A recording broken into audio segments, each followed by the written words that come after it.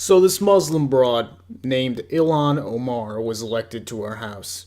Congratulations. I love seeing more monotheism in our government. We really needed that. Thanks a lot. Look, I know this is going to send liberals' heads reeling, and that's the point. Muslims and Jews are stupid. Same as Christians, any other religious nuts. It's like Ben Shapiro and his yarmulke, or Caitlyn Jenner with her tits. You can have it. Of course, says right in the Constitution. Nothing wrong with that. Have your own religion. Just don't expect me to vote for it. That would be crazy. And I like a lot of Ilhan Omar's policy.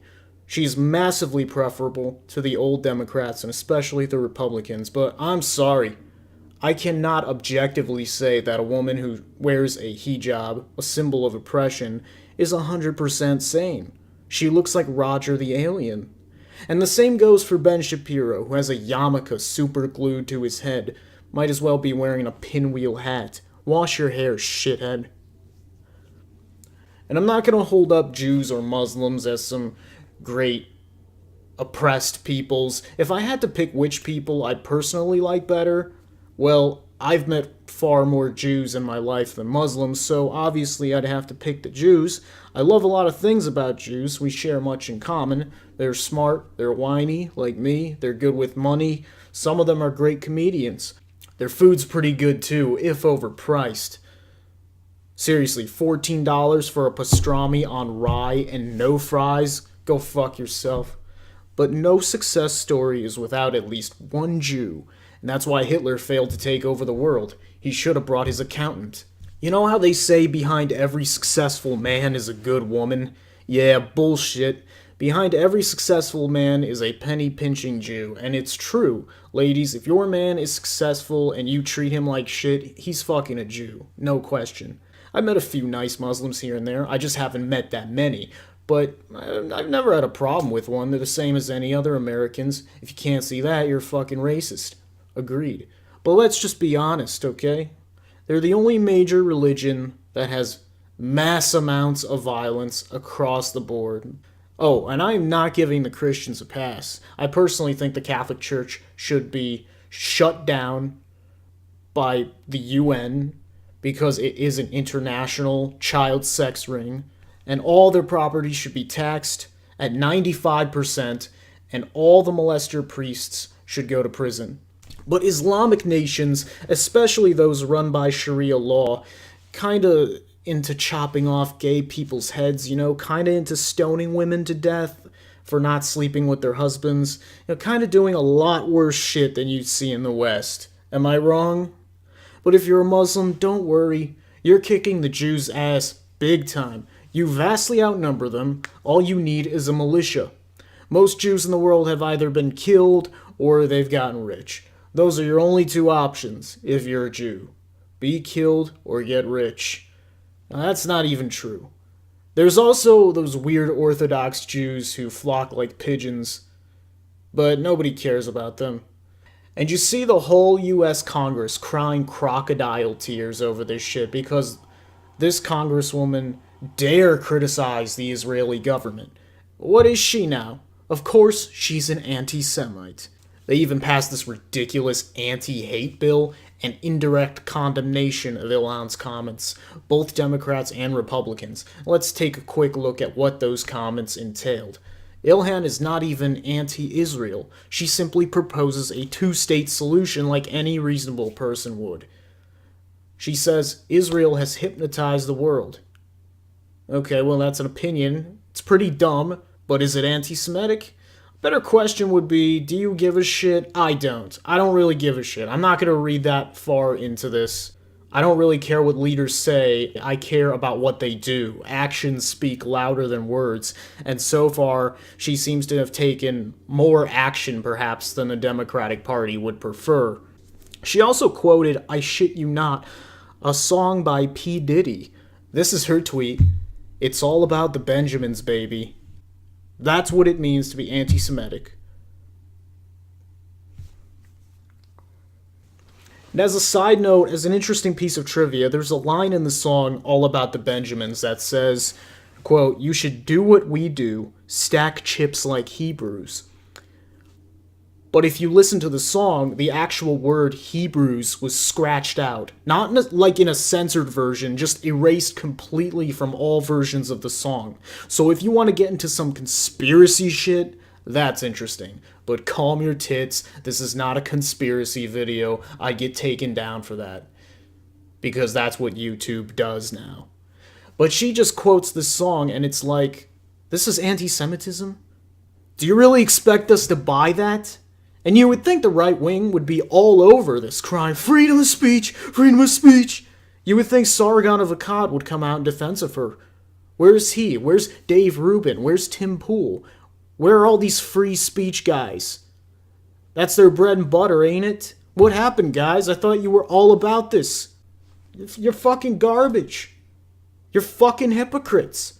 And we're so used to being bombarded with these bullshit scandals that we forget how retarded they actually are in the first place. We start getting emotionally invested, and that's exactly what they want. And by the way, the majority of the American people defend her also. They don't think this is anti-Semitic. Just you guys. What an elitist attitude. What a see-through veneer of elitism. The establishment two-party system has shaped our foreign policy in such a way that they almost always seem in agreement. There was no quarrel over whether we should invade Iraq. You know who voted against it? Bernie Sanders. And now, even he has flip-flopped when we're doing the same thing in Venezuela. We can criticize their government all day long. You can criticize Russia all you want. They rigged our elections. Russia, bad. So far, there's been no substantial evidence of that, outside of a few random Twitter accounts and nobody gives a shit about. There's been no substantial evidence that Russia single-handedly hacked the election. You know who hacked the election? The DNC, when they decided Hillary, a schizophrenic lizard bitch with coughing fits and seizures, was the best candidate to run against Donald Trump. However, there has been evidence that Trump is doing nuclear deals with Saudi Arabia. Not only that, it's been approved by, well, what's this? Israel. It's almost like the Jews and the Muslims don't hate each other as much as they want us to think. Sure, the people over there probably hate each other. Hate each other's guts, in fact. They're probably killing each other right now with curved swords and circumcisions. But what the fuck is this? A country governed by Sharia law. One of the biggest human rights violators in the world, currently committing genocide in Yemen. And we facilitated that. The leader of the country responsible for 9/11 is shaking hands with our president, and they got the big thumbs up from Israel. So sure, there's anti-Semitism in the world, there's Islamophobia, but it seems like the farther you go up, seems like the more money you have, the less that shit matters. Why would they be prejudiced when there's so much money to be made in these life-threatening nuclear weapons that could wipe out all life on planet Earth? He's literally arming radical jihadists. That is what he's doing. That's our commander-in-chief. And notice, not a word from CNN. Not a word from Fox and MSNBC. When you guys talk about Russia and the Mueller investigation, you can barely connect the dots. You can't even come up with a solid narrative. But we're supposed to look at this and say, oh, that's not collusion. No. Look, if this ain't collusion, I don't know what is. You might as well be sucking their dicks. I mean, look at this. Basically is. Is that our president? Yes, it is. Yes, it fucking is. Kissing the ring of foreign leaders. Just not the ones we say. It's Netanyahu and the fucking king of Saudi Arabia. What about Venezuela? We can criticize them all we want. They're socialists. No, they're not. Socialists are rich. This place charges $150 for a carton of eggs. That's not socialism. That's called inflation. There's no denying Venezuela's in a bad spot economically. But the last thing they need is our help. We have seen what that does to foreign countries. We have seen the fossil fuel industries use our military to murder innocent civilians. We know what happens. But in America, you're not allowed to criticize a foreign nation unless it's the ones we say. That's the message that the establishment is sending to people like Ilhan Omar, who see Israel commit atrocities like the invasion of the West Bank. But because it has the star-spangled approval of America, you hate Jews. You hate Jews.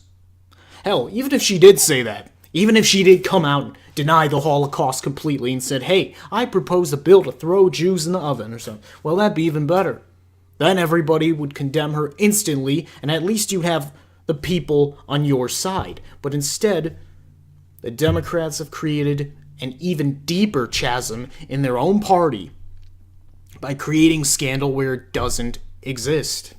And the Democrats once again have put themselves in a double-fucked position. Of course, they don't want to offend Muslims. Of course, they don't want to offend the Jews, but somehow they've managed to do both, so they lose. The Democrats are losers, just as they were designed by the ruling class. This has been another edition of Ignorance from your boy Jay Jones. Please subscribe and like this video. Let's keep on raging for the win, bitch.